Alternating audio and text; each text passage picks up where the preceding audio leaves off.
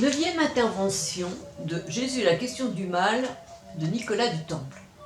Nous allons voir aujourd'hui l'appellation Dieu le Fils. C'est à la fin du 1er siècle de notre ère, semble-t-il, que ce statut fut clairement enregistré. De Fils de Dieu, expression pouvant être comprise dans un sens métaphorique, il est devenu Dieu le Fils. Est-ce à tort ou à raison ? Décider de la pertinence théologique de ce changement ne nous appartient pas. On peut seulement tenter de discerner les motifs et les circonstances qui ont présidé à cette inflexion de vocabulaire et de sens. L'élément de départ doit être vraisemblablement recherché dans la naissance miraculeuse de Jésus. Comme cela a été souligné, les premières communautés chrétiennes ont pensé que celui-ci avait été conçu dans le corps de sa mère par une action spécifique du souffle divin. Or, Marie, suivant les croyances du temps, ne pouvait être qu'un réceptacle passif et Jésus se trouvait donc totalement fils de Dieu. Dès lors, avoir Dieu comme père biologique, n'était-ce pas posséder en propre l'essence divine masquée, il est vrai, par l'appartenance qui était la sienne à la condition humaine ? L'intransigeance du judaïsme en matière de monothéisme empêchèrent, semble-t-il, dans les premières décennies, les judéo-chrétiens de reconnaître d'emblée Jésus comme Dieu, ayant pris figure d'homme comme Dieu incarné. Mais à la fin du 1er siècle, une évolution sociologique considérable intervint au sein du christianisme qui rendit la chose possible. Après en effet la destruction du temple de Jérusalem par les légions romaines, la séparation idéologique entre le judaïsme et le christianisme ne cessa de se creuser pour aboutir finalement à la rupture. Les judéo-chrétiens, jusqu'à-là majoritaires au sein de l'Église, ne cessèrent ensuite de diminuer en nombre et en influence au profit de nouveaux adeptes issus des nations païennes. Or, ceux-ci, avant leur conversion, avaient baigné dans une culture religieuse où le monde des dieux croisait sans cesse celui des hommes. L'expression fils de Dieu, complètement métaphorique dans le judaïsme, pouvait facilement être inversée dans l'esprit de personnes étrangères à cette religion. En outre, la plupart des apôtres et des témoins de la première heure n'étaient plus là pour préciser leurs pensées sur la question.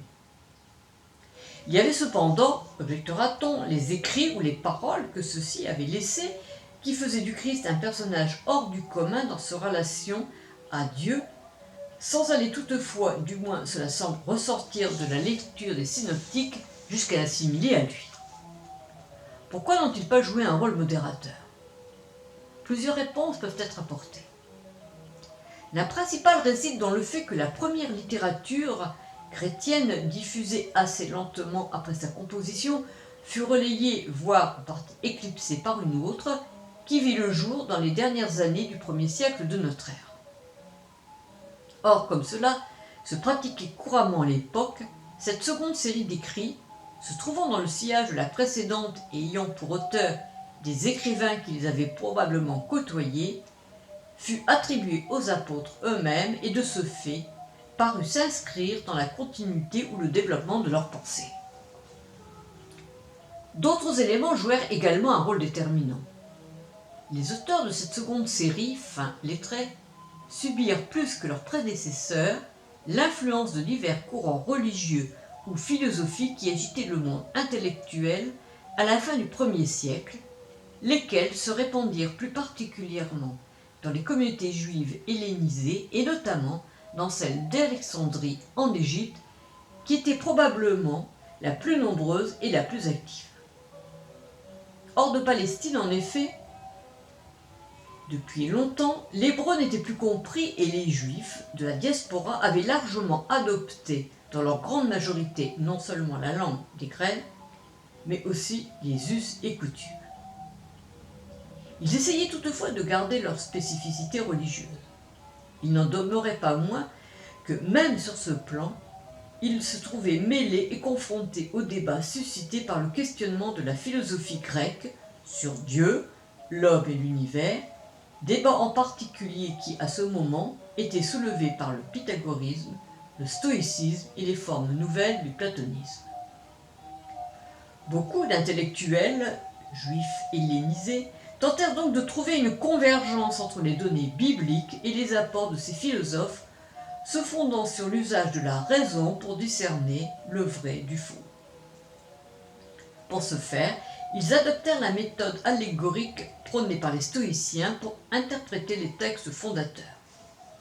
La vérité n'était pas à rechercher dans la lettre, mais dans l'esprit, dont elle n'était que l'image.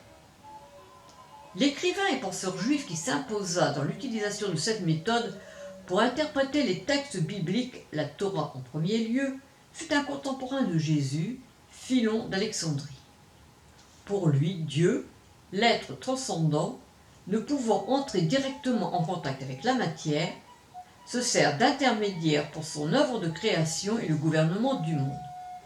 Ce sont les idées, puissances actives et agissantes, comme les idées platoniciennes et les puissances stoïciennes.